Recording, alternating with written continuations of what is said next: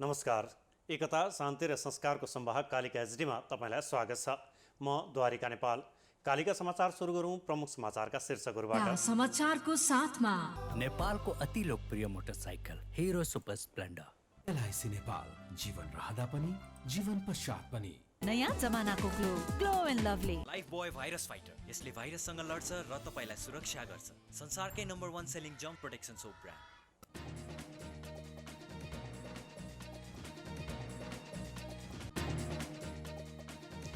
गण्डकी र लुम्बिनी प्रदेश प्रमुख हटाइए। गण्डकीमा पृथ्वीमान गुरुङ र लुम्बिनीमा अमिक शेरचनलाई नयाँ नियुक्त गर्न सिफारिस। काङ्ग्रेसको सदस्यता छानबिन समितिले पार्टीलाई प्रतिवेदन बुझायो। क्रियाशील सदस्यता 8.5 लाख पुगेको दाबी। अमेरिकाले इराक मिसनबाट आफ्ना सेना फिर्ता बोलाउने बाइडेनको भनाई। केही सेना इराकमा बसेर इराकी सेनालाई तालिम र आवश्यक सरसल्लाह भने दिने। र टोकियो ओलम्पिकमा हिट जित्दै नेपालका एलेक्स राष्ट्रिय कीर्तिमान कायम गर्न सफल।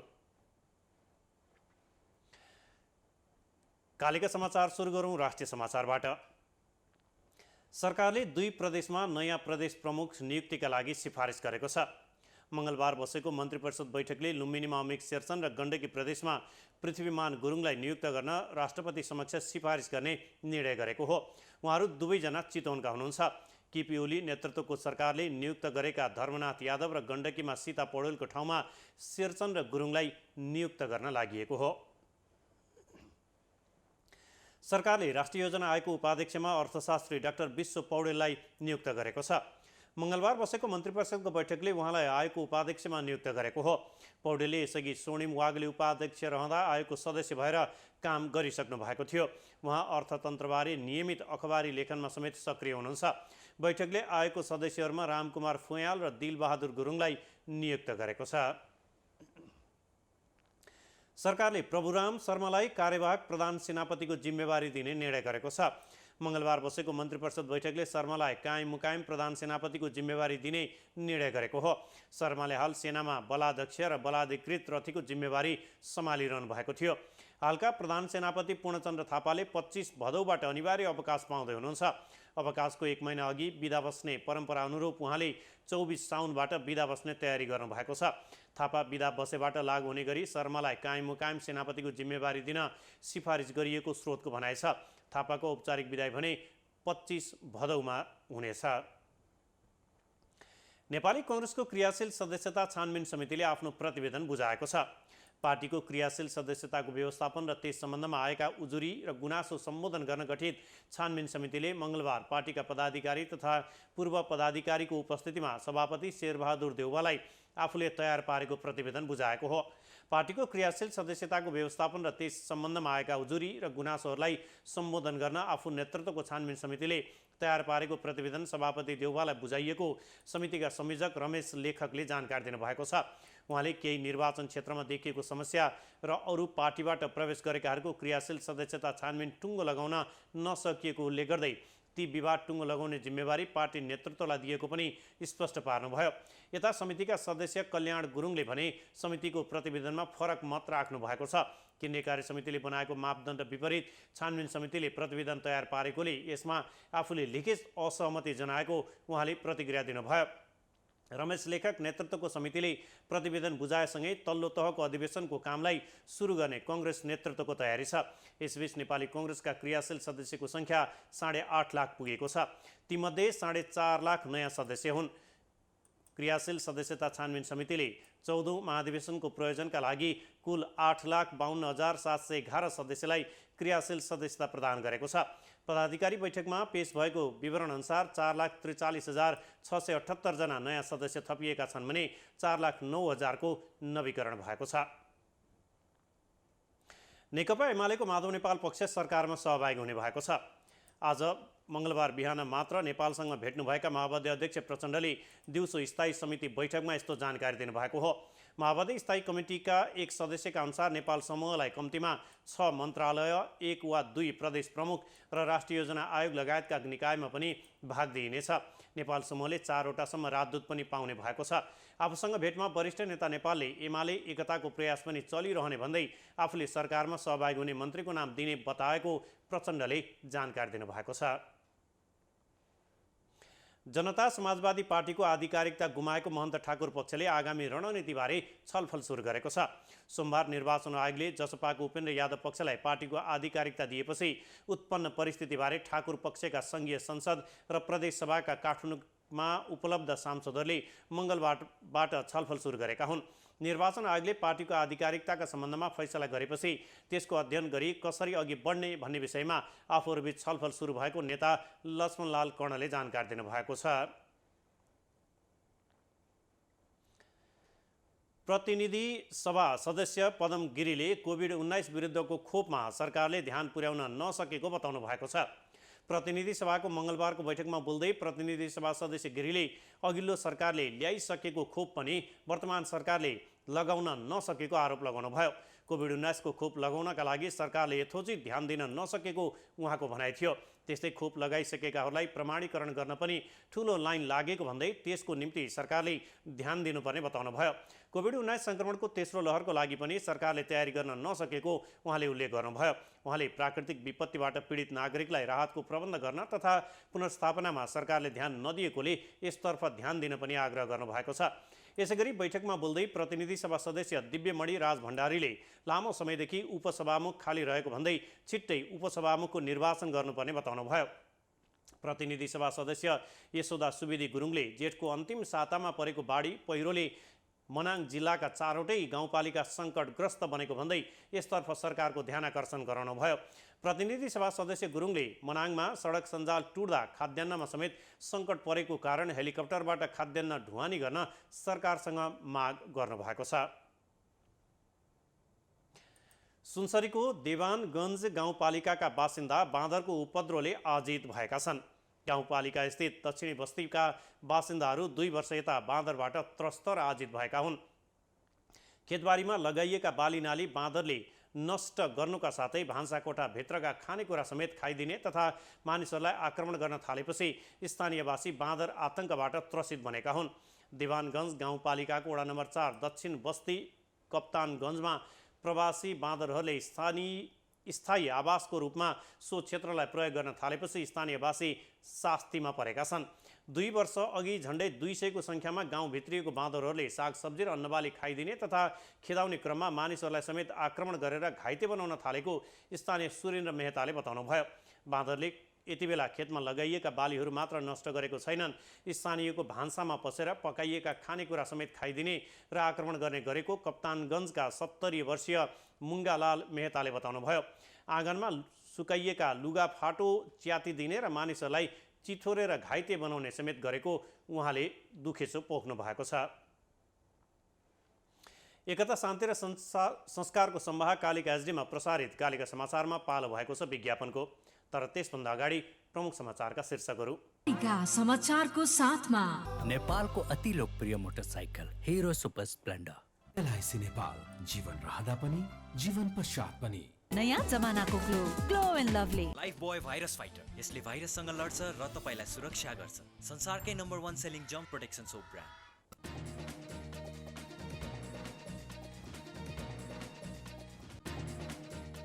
गण्डकी र लुम्बिनी प्रदेश प्रमुख हटाइए। गण्डकीमा पृथ्वीमान गुरुङ र लुम्बिनीमा अमिक शेरचनलाई नयाँ नियुक्त गर्ने सिफारिस। काङ्ग्रेसको सदस्यता छानबिन समितिले पार्टीलाई प्रतिवेदन बुझायो।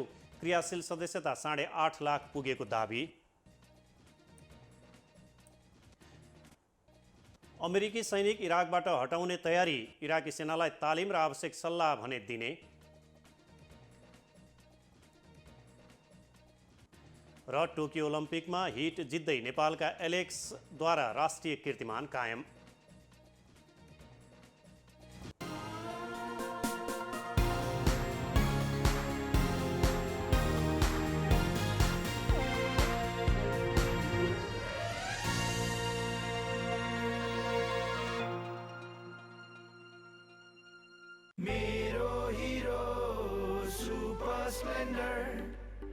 हिरो कति प्यारो अरू पनि होला राम्रो तर पनि मेरै हिरो प्यारो पहाड हेर ओहो तर कति सुन्दर हाम्रो बाधा भने कति हो त्यसैले हिरो सुपर स्प्लेन्डर नै प्यारो घाम लागे हुन्छ धुलो पानी परे हिलो मैलो त्यसैले त हिरो सुपर स्प्लेन्डर नै प्यारो सबैलाई सुहाउँदो सुपर स्प्लेन्डर नै प्यारो नेपालको अति लोकप्रिय मोटरसाइकल हिरो सुपर स्प्लेन्डर।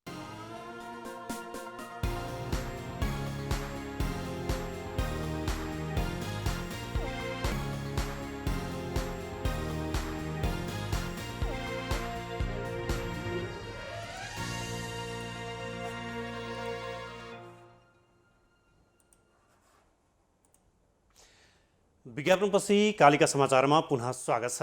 अब स्थानीय समाचार।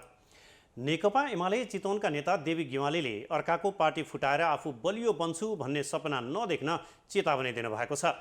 सामाजिक सञ्जाल फेसबुकमा पार्टी विभाजनबारे आफ्नो विचार लेख्दै गेवालीले पार्टी विभाजनमा अन्य पार्टी लागि परेको तर्क सङ्केत गर्दै सो विचार राख्नु भएको हो। उहाँले भन्नुभयो, अर्काको पार्टी फुटाएर आफू बलियो बन्छु भन्ने सपना कसैले देखेको छ भने ख्याल राख्नुहोस्, त्यो रोगको शिकार हुन तपाईँलाई पनि धेरै दिन लाग्ने छैन। यसबाट उहाँले एमाले फुटाउन कङ्ग्रेस सभापति शेरबहादुर देउवा र माओवादी अध्यक्ष प्रचण्डले खेलिरहेको भूमिकालाई सङ्केत गर्नुभएको छ। जनता समाजवादी पार्टी पनि सत्ता मोहकै कारणले अहिले दुई चिरा परेको छ। यसरी पार्टी फुटाउने प्रवृत्ति रोग जस्तो नराम्रो भएको तर्फ नेता गेवालीले सङ्केत गर्नुभएको हो। त्यसैगरी गेवालीले सामाजिक सञ्जाल फेसबुकबाट नै कुनै पनि शर्त नराखी पार्टी एकता गर्न आह्वान समेत गर्नुभएको छ। चितवन राष्ट्रिय निकुञ्जका जङ्गली जनावरको आक्रमणबाट मृत्यु हुनेको सङ्ख्या बढ्दै गएको छ। निकुञ्जभित्र उचित वासस्थानको व्यवस्थापन नहुँदा जङ्गली जनावरले बस्तीमा आई सर्वसाधारणलाई आक्रमण गर्ने गरेको छ।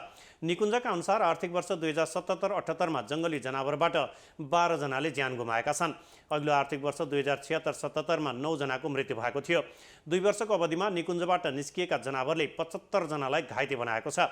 हात्ती, गैँडा, बाघ, बँदेल र मगर, गोहीले मानिसको ज्यान लिएको चितवन राष्ट्रिय निकुञ्जले जानकारी दिएको छ। सबैभन्दा बढी गत आर्थिक वर्ष गैँडा र बाघले समान 4 जनाको ज्यान लिएको थियो।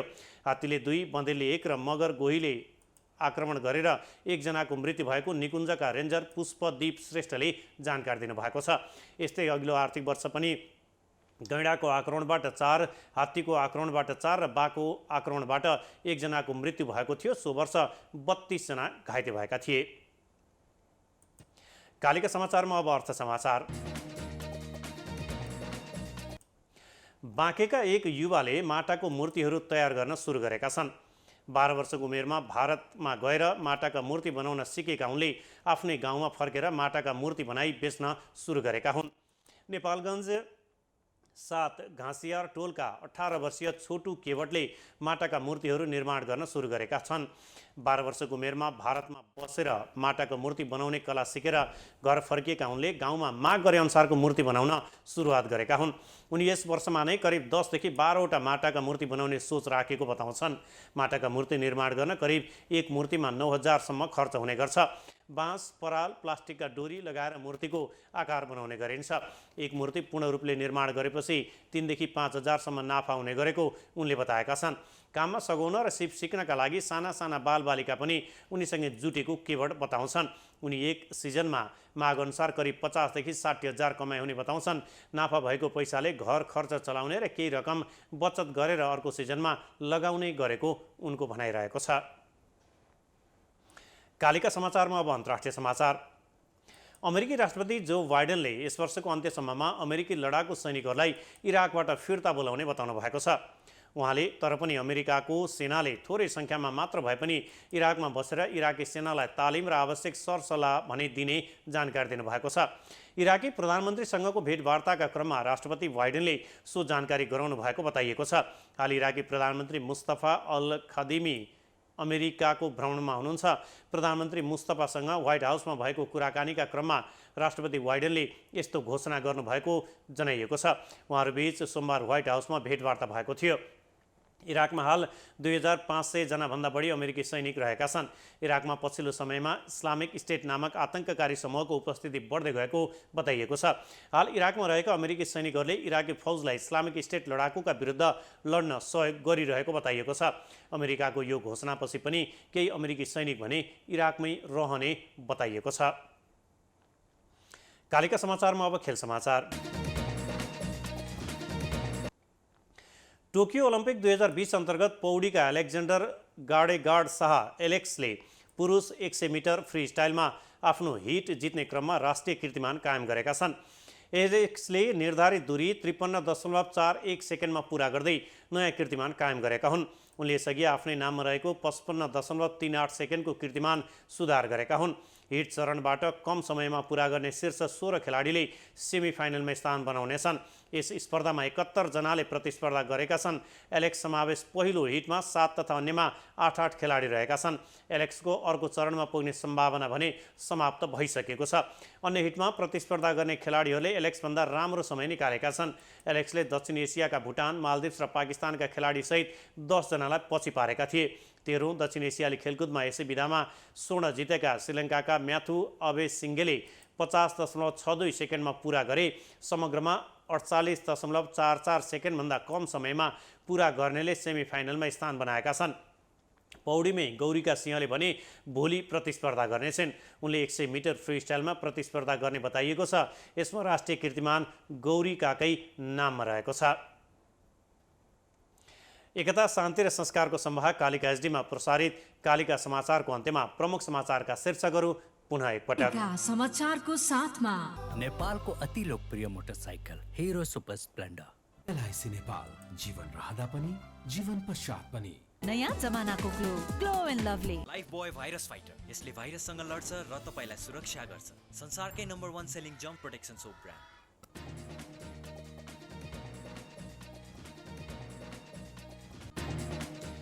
गण्डकी र लुम्बिनी प्रदेश प्रमुख हटाइए। गण्डकीमा पृथ्वीमान गुरुङ र लुम्बिनीमा अमिक शेरचनलाई नियुक्त गर्न सिफारिस। काङ्ग्रेसको सदस्यता छानबिन समितिले पार्टीलाई प्रतिवेदन बुझायो। क्रियाशील सदस्यता 8.5 लाख पुगेको दाबी। अमेरिकाले इराक मिसनबाट आफ्ना सेना फिर्ता बोलाउने बाइडेनको भनाई। केही सेना इराकमा बसेर इराकी सेनालाई तालिम र आवश्यक सरसल्लाह भने दिने। र टोकियो ओलम्पिकमा हिट जित्दै नेपालका एलेक्सद्वारा राष्ट्रिय कीर्तिमान कायम।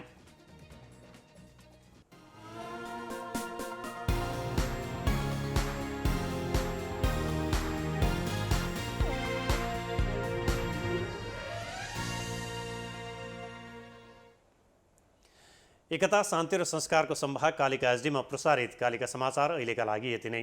हेर्दै गर्नुहोला कालिका एचडी। म द्वारिका नेपाल बिदा हुन्छु। नमस्कार।